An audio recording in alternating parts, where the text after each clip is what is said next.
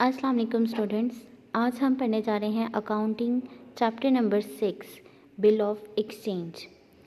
Chapter number 6 bill of exchange बहुत ही important chapter है क्योंकि बोर्ड के पॉइंट ऑफ व्यू से इसमें से हमेशा एक लॉन्ग क्वेश्चन बनता है जो कि 20 मार्क्स का होता है।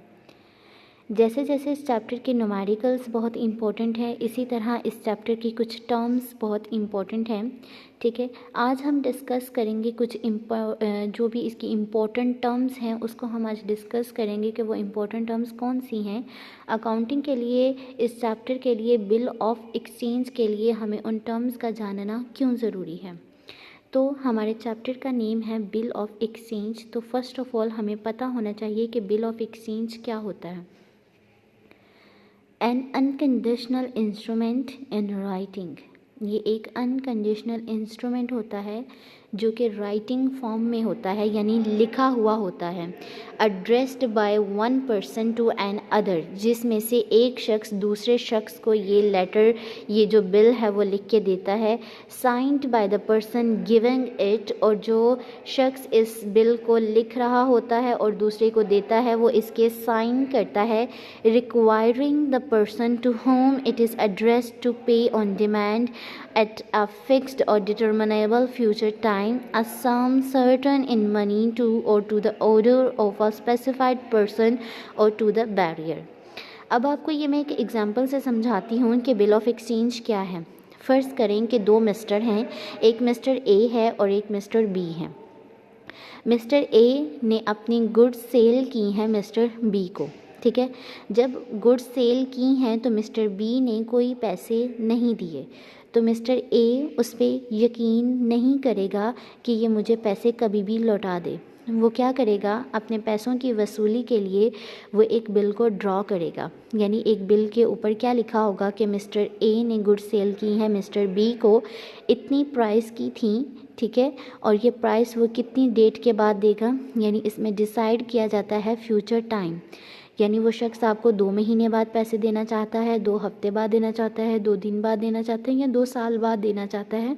ये टाइम पीरियड डिसाइड किया जाता है और इस टाइम पीरियड को देखते हुए उस बिल पे ये टाइम पीरियड लिखा जाता है। अब मिस्टर ए ने तो पहले गुड्स दे दी मिस्टर बी को क्रेडिट पे, यानी पैसे नहीं लिए, और बिल बना दिया।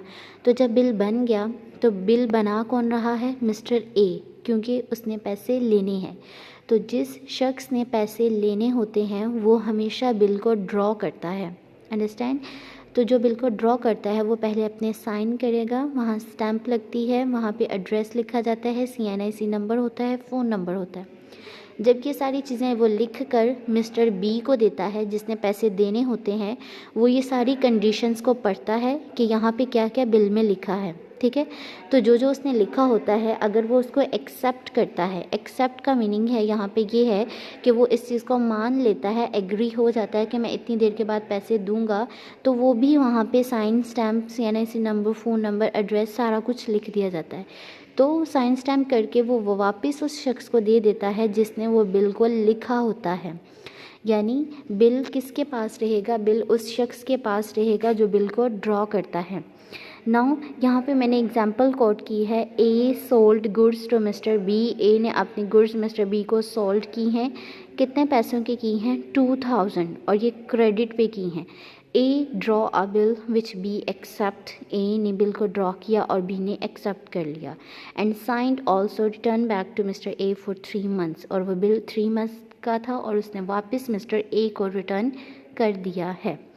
हमेशा एक चीज़ याद रखिएगा कि बिल ऑफ एक्सचेंज के चैप्टर में कभी भी कोई चीज़ कैश पे सेल नहीं होगी, क्योंकि बिल ऑफ एक्सचेंज बनता ही तब है जब आपने कोई चीज़ क्रेडिट पे दी होती है, कोई चीज़ उधार दी होती है, किसी से पैसे उधार लिए होते हैं या किसी कंपनी को पैसे उधार दिए होते हैं, तो ये सारी चीज़ें क्रेडिट पे होती हैं। तो बिल ऑफ एक्सचेंज में हम क्रेडिट ही को पढ़ेंगे। Understand. Now are bill of exchange के लिए कुछ और टर्म्स भी बहुत ज़्यादा ज़रूरी होती हैं, जैसे कि यहाँ पे हमने अभी पढ़ा कि इसमें जो सेकंड इसकी टाइप थी वो कौन सी थी। तो इसके लिए ये भी इम्पोर्टेंट है कि इसमें 2 लोग होते हैं, एक ड्रॉअर होता है, एक ड्रॉई होता है। तो हम देख लेते हैं कि ड्रॉअर कौन है। A person who draws a bill of exchange is known as drawer, जो बिल को ड्रॉ करता है, जो बिल को लिखता है, उसे हम ड्रॉअर कहते हैं। फॉर एग्ज़ाम्पल, मिस्टर ए ने गुड सेल की है मिस्टर बी को, तो मिस्टर ए जो है वो बिल को ड्रॉ करेगा, तो यहाँ पे ए ड्रॉअर है, ठीक है। और जो बिल को रिसीव करता है, ठीक है, जो बिल को रिसीव करके उस पर साइन स्टैम्प लगा के उसको वापस कर देता है, वो मिस्टर बी जो हैं वो ड्रॉई कहलाएंगे। यानी जो बिल को लिखता है वो ड्रॉअर होता है, जो बिल एक्सेप्ट करता है वो ड्रॉई होता है। अब दो तरह के बिल होते हैं, एक इनलैंड बिल है, एक फॉरेन बिल है। पहले हम पढ़ते हैं कि इनलैंड बिल क्या होता है। Inland bills are drawn in a country upon persons living in the same country. Inland bill वो बिल्स होते हैं जिसमें बिल ड्रॉ करने वाला, बिल रिसीव करने वाला दोनों एक ही कंट्री में रहते हैं। सिटीज़ डिफरेंट हो सकती हैं लेकिन कंट्री सेम होगी। यानी जिसने गुड्स सेल की हैं वो भी एक कंट्री में रहता हो, जिसने गुड्स ली हैं, परचेज़ की हैं, वो भी उसी कंट्री में रहता हो।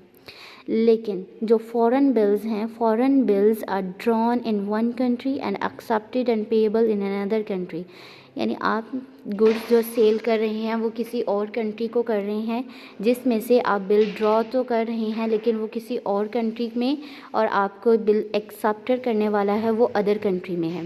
यानी यहाँ पे जो भी काम होगा, जो भी एक्सचेंजिंग का काम होगा वो डिफरेंट कंट्रीज़ में होगा, तो इसे हम फॉरेन बिल्स कहते हैं। नेक्स्ट बहुत ही इम्पोर्टेंट टर्म है हमारे पास टेनोर। टेनोर का मीनिंग होता है टाइम पीरियड। अब जब भी कोई चीज़ सेल की जाती है तो उसमें क्या लिखा जाता है कि वो कितने टाइम के बाद आपको इस चीज़ के जो है पैसे है वो रिटर्न करेगा। फॉर एग्ज़ाम्पल, आपने किसी से कोई पैसे उधार लिए हैं तो आप उसको प्रॉमिस करते हैं उसी टाइम पे, अच्छा चलो मैं आपको 1 वीक के बाद इसके पैसे रिटर्न कर दूंगा या मैं 2 मंथ के बाद रिटर्न कर दूंगा। तो वो जो टाइम पीरियड आपने डिसाइड किया है उसे हम टेनोर कहते हैं। Tenure is the period of time after which a bill becomes payable. और जब वो 2-3 महीने का टाइम पूरा हो जाता है उसके बाद हम उस बिल के पैसे लेने जाते हैं। फॉर एग्ज़ाम्पल 2 मंथ हो सकते हैं, 3 मंथ्स हो सकते हैं या 4 मंथ्स, या इसके अलावा डेज़ भी हो सकते हैं। नेक्स्ट है हमारे पास maturity. Maturity is the due date. Due date का मतलब होता है कि जिस दिन पैसे लेने का वक्त आया होता है। फॉर एग्ज़ाम्पल आपने प्रॉमिस किया है कि मैं 2 मंथ के बाद पैसे दूंगा, तो वो जो 2 मंथ के बाद वाला दिन आएगा उसे हम मैच्योरिटी डेट कहते हैं या ड्यू डेट कहते हैं। Of bill eight which the amount of bill is received और पेड। यानी या तो हमने उस दिन रिसीव करनी होती है या पे करनी होती है। तो maturity is a day when we will received और paid any amount. Days of grace. Days of grace का क्या मीनिंग होता है?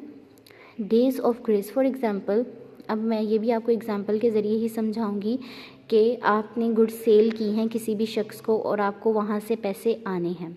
उसने प्रॉमिस किया है 2 मंथ का, ठीक है, कि वो 2 मंथ बाद आपको पैसे देगा। तो ये रूल है बिल ऑफ एक्सचेंज का कि जितने मंथ्स आप उसको बताते हैं, यानी 2 मंथ आपने बताए हैं, तो उन 2 मंथ्स के अलावा 3 डेज़ आप उसे एक्स्ट्रा देंगे। यानी 2 मंथ और 3 दिन के बाद जाके पैसे लेंगे। द 3 एडिशनल डेज़, आप उसको 3 एक्स्ट्रा दिन देते हैं which are allowed to drawee for the payment, जिसकी वजह से जो ड्रॉई है वो पेमेंट कर सके बिल की। और इन जो 3 दिन होते हैं इसे हम डेज़ ऑफ ग्रेस कहते हैं, ठीक है। Then dishonour of bill. Dishonour का मतलब होता है कि बिल की अदायगी ना होना, डिसऑनर हो जाना, कि जो मिस्टर हैं जिसने पैसे देने थे उसने बिल को डिसऑनर कर दिया, यानी उसने पैसे पे नहीं किए। व्हेन एक्सेप्टर रिफ्यूज़ेस टू पे अमाउंट ऑफ बिल, जब हमारा एक्सेप्टर रिफ्यूज़ कर दे, मना कर दे बिल के पैसे देने से किसी भी होल्डर को, तो उसे हम डिसऑनर बिल कहते हैं। अब ऐसा नहीं होता कि अगर बिल डिसऑनर हो जाए तो हमें पैसे नहीं मिलने होते। अगर एक बिल डिसऑनर होता है तो उसको कैंसिल करके एक नया बिल बन जाता है और उस बिल पे अदायगी होती है। देन है नोटिंग चार्जेस।